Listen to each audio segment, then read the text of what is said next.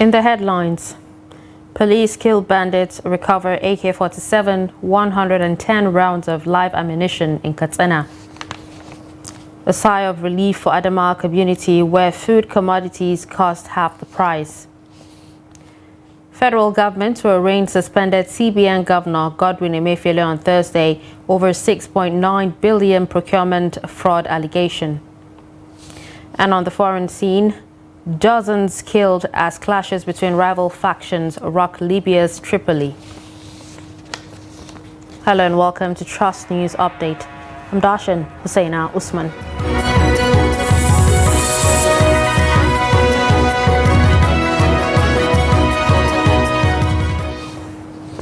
Now we begin with security, where the Katsina State Police Command says its operatives have foiled a bandits' attack in Korogo village in Jibia local government area of the state. A statement by the police public relations officer, ASP Abubakar Aliyu, reveals that the operatives recovered 60 rustled sheep, one AK-47 rifle with 110 rounds of 7.62 millimeter live ammunition. It also added that the body of one of the bandits was recovered. The PPRO noted that investigation is still ongoing. Earlier, we spoke to Trust TV's Abdullahi Yamadi, and he gives us an update on the latest efforts by security operatives to tackle insecurity in Katsina State. There was an attack on Korogo village in Jibia local government, which the police responded minutes after receiving information about it.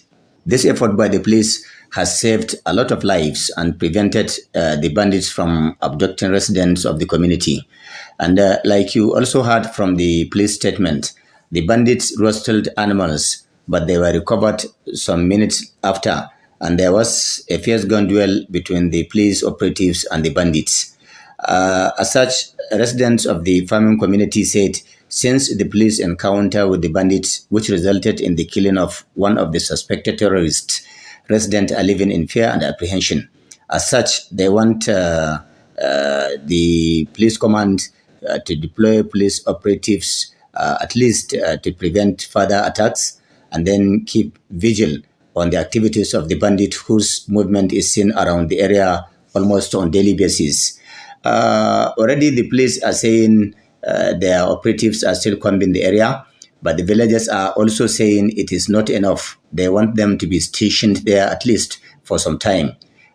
Similarly, the recovered animals have been handed over to the owners according to information from the community. So in fact, these are some of the few informations I was able to gather from the residents of the community. The renewed attacks on farming communities in Shiroro, Munya, Wushishi, Rafi, Mariga, and parts of Mashegu local government areas of Niger State have again worsened the humanitarian crisis in the state. The hardest hit are women whose husbands had been killed, leaving them to shoulder the responsibilities of their children without legitimate sources of income. Trust TV's Abubakar Akote was at the Kuta IDP camp, Shiroro local government area, and now reports.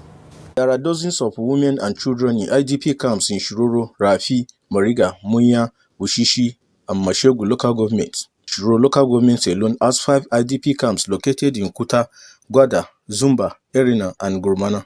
Among these IDPs are widows whose husbands were killed by bandits and now works as nannies and engage in one menial jobs or the other to survive with their children.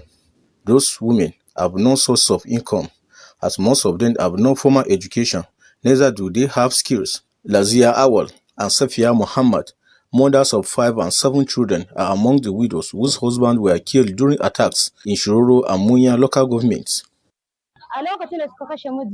My husband was killed by bandits, and while I was in my waiting period as a widow, bandits struck again and kidnapped me. I spent 3 months in captivity.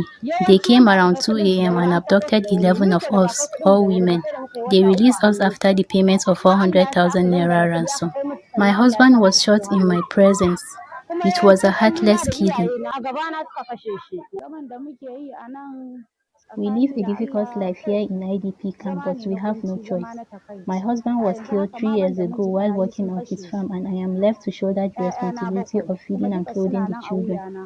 My first daughter, who was supposed to write her SSCE this year, was dropped out of school. The remaining children are... Other women in the camp also have bitter stories to tell. Each time we returned home, we get attacked again. Just 5 days ago, 5 people were killed by bandits in my village. The 6th one is still in the hospital. Of the 5 people killed recently, 2 of them were my children. The day they attacked our village, we slept in the bush and trekked kilometers the following day to IDP camp. We don't have food. We don't have peace. My 15-year-old son was killed while coming back from farm. In the actual sense, up to date, we are still facing a lot of security challenges because even as just enjoying this immunization, even when some of our items was taken to one even ward, in fact, even the bandit and the Boko Haram even stopped them and even killed one of our facilitators. So that means it's just 3 days ago. That still shows that this insecurity up to date, we are still facing that challenges. If you can look at the IDP, as per last month, we are not having more than 170 people that was remaining in the camp. But look at it now, there are more than 1,000, 2,000 on the camp now. The overseeing Director General, Niger State Emergency Management Agency, Garba Saliu, also confirmed that the humanitarian situation in the state had deteriorated in recent time. Abubakar Akote, Trust TV News, Mina. The Chief of Army Staff, Lieutenant General Taoreed Lagbaja, has urged troops of the Nigerian Army to remain resolute in bringing the nation's adversaries to their knees and restore sanity in troubled areas across the country. Lagbaja made the call on Wednesday during an assessment visit to Niger State following troops' encounter with insurgents in Zungeru General area, where some gallant troops paid the supreme price. A statement by the Director of Army Public Relations, Brigadier General Onyema Nwachukwu, on Wednesday said the chief arrived in Mina, Niger State capital, late night on Tuesday. Nwachukwu said the Lagbaja immediately moved to Forward Operating Base Arena in Shiroro local government area of the state, where he was briefed on the current security situation by the General Officer Commanding 1 Division, Major General Bamidele Alabi. He urged the troops to rally together and be more resolute in bringing the nation's adversaries to their knees and restore sanity in troubled areas. He said that the fight against insurgents and bandits was a just cause in the defense of Nigeria and Nigerians. According to him, protecting lives and defending the nation are the noblest service anyone can offer. Lagbaja assured the troops of his commitment to them and their families, the best in terms of welfare within the available resources, adding that welfare is topmost in the pillars of his command's philosophy. He directed the immediate reinforcement of the troops with additional combat enablers to enhance their operational effectiveness. The Anambra State government has sealed off the Arrow of God Community Children's Home in Onitsha over allegations of illegal adoption and selling of children. The State Commissioner for Women and Social Welfare, Ife Obinabo, led security operatives to seal off the structure on Wednesday after a report and documentary by Fisai Oshoyombo alleged that the State Ministry of Women and Social Welfare was involved in an illegal adoption of a baby girl alongside one of her registered homes in the state. About 20 children were recovered from the orphanage operator, including a newborn baby, while the founder and the employees had fled and are currently at large. The recovered children, who were between the ages of 1 to 17 years, include 10 boys, 9 girls, and a newborn baby. While denying any involvement of herself and the ministry in the illegal child adoption saga, Obinabo said the founder of the orphanage, Reverend Ogo, was invited to her office in Awka for explanation, but she did not honor the invitation. She warned other children's home operators involved in illegal adoption to desist forthwith or face the consequences, stating that the state government is all out to clamp down on operators who don't follow the stipulated standardized operational practices and processes in the state. As part of efforts to address the rising cost of living in Nigeria, residents of Njabure, a community in Gire local government area, Adamawa State, can now buy cereals at half the market price. The Philanthropic Act is aimed at cushioning the effects of subsidy removal on petrol and the rising inflation in the country on families. Silas Lawang reports.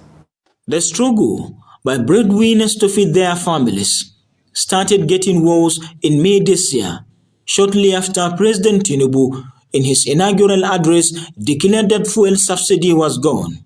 A businessman, Shaibu Idris, who says he is feeling the hardship of the less privileged, decided to sell his foodstuff at a subsidized rate, believing it will go a long way toward reducing the difficulties faced by households. We are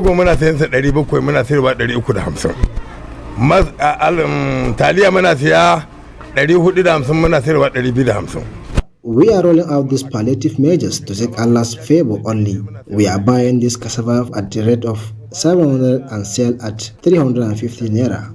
Pasta at the rate of 450 and sell it for 250 naira. We are also buying rice at the market price of 1,500 and give it out at 900 per measures.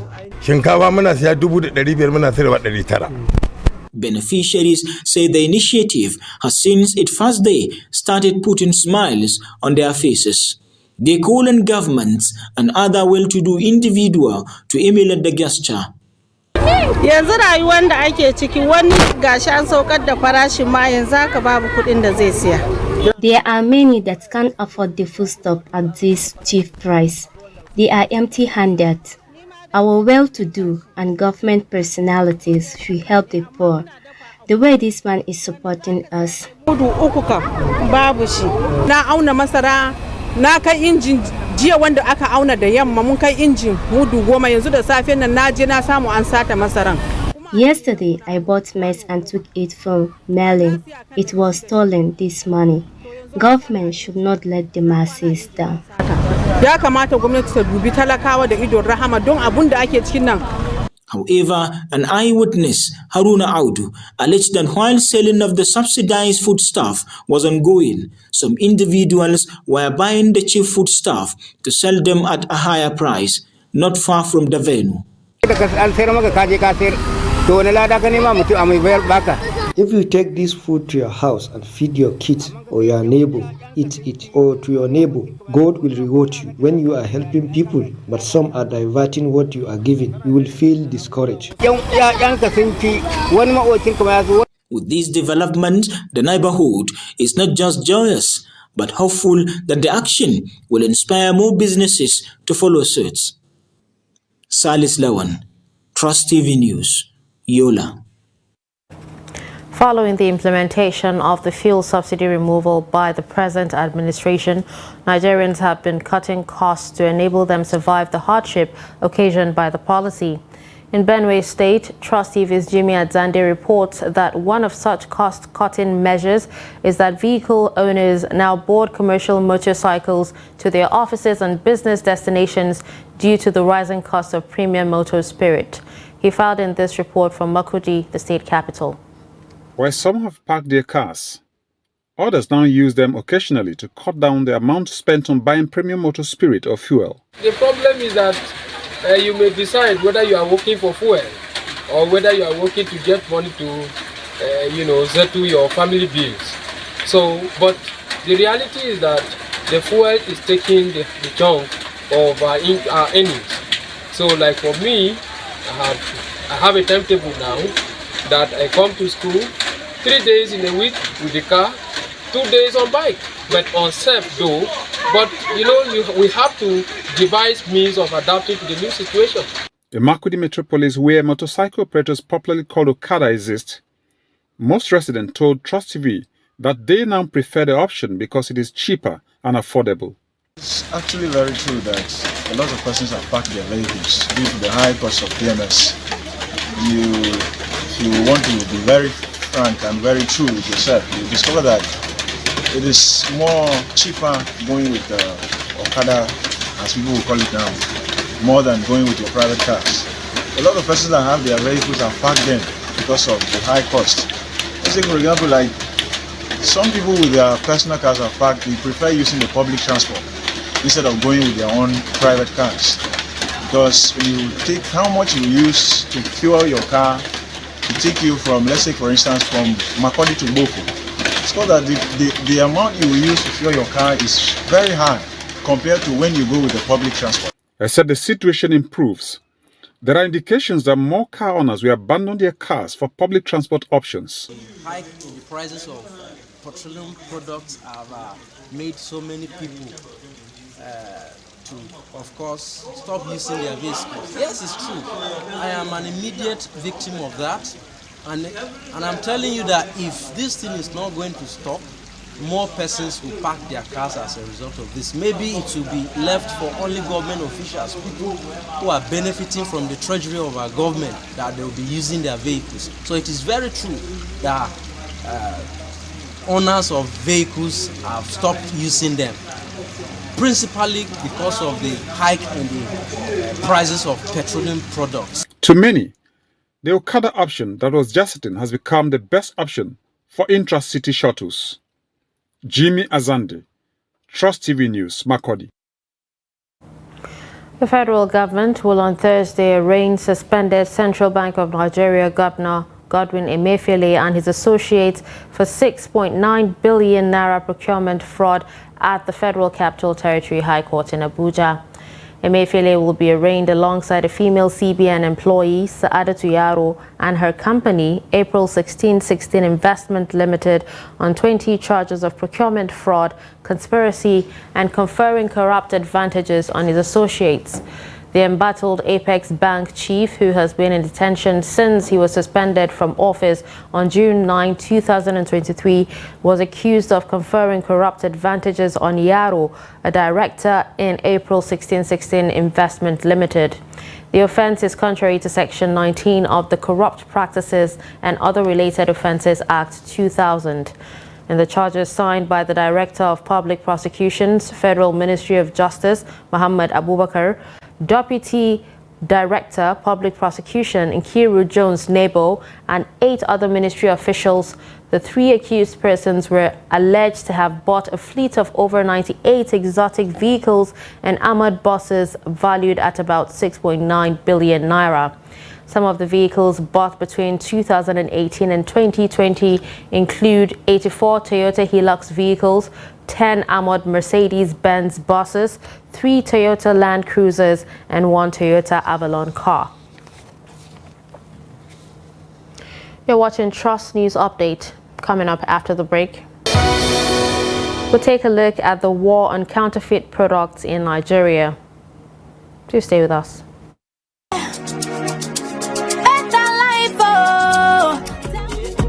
That's right. You too could be one of the 20 Zenith Bank customers that will win 150,000 naira every 2 weeks from June 1st, 2023 until May 31st, 2024 in the Zenith Better Life Promo 3. To qualify, simply open a Zenith Bank account. For more information, visit www.zenithbank.com/betterlife. Live the better life with Zenith Bank.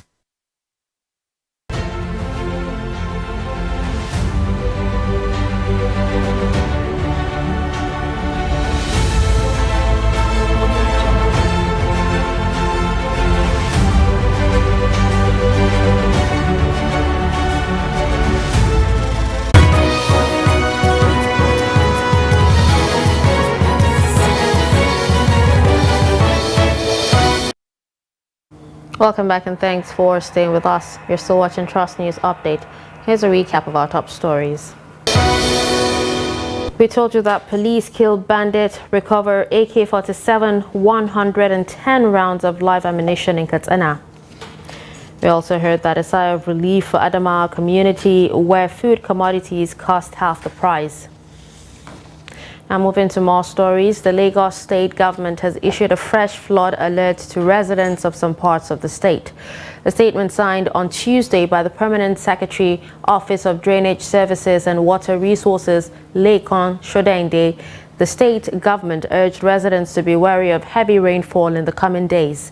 The state government urged residents of Apapa, Badagry, Etiosa, Ikeja, Ikorodu, Ikoyi, Lagos Island, Ojo, and to prepare for heavy rainfalls which may induce flash flooding during the week and beyond. The state was relying on a flood alert advisory issued by the Flood Emergency Warning System Central Hub of the Federal Ministry of Environment. Shodende urged all residents of listed areas to be vigilant and watchful about rainfalls during and after the periods. The state also urged residents of floodplains and low-lying areas to be ready to move upland till the cessation of the rains. It reiterated that people and motorists must allow or also refrain from wading through floods, especially during rainfalls, as there is a propensity to be washed away by the intensity of the water. Now we'll move to health, where Nigerian communities have been warned to be vigilant while buying prescription and over-the-counter medications from hawkers. They have also been urged to be careful while patronizing fruit sellers, as some have been used or known to use calcium carbide to ripen them due to the danger it poses on people's health. Director General of the National Agency for Food and Drug Administration and Control, Mojishola Adeyeye, gave the warning at a one-day media sensitization against the ugly practice in the Northeast region, which was held in Bauchi. Trust TV's Adamu Imam completes the report. Represented by Leonard Omog-Pariola, Director Chemical Evaluation and Research of the agency, the NAFDAC DG said the dangerous practice by is killing innocent members of the society.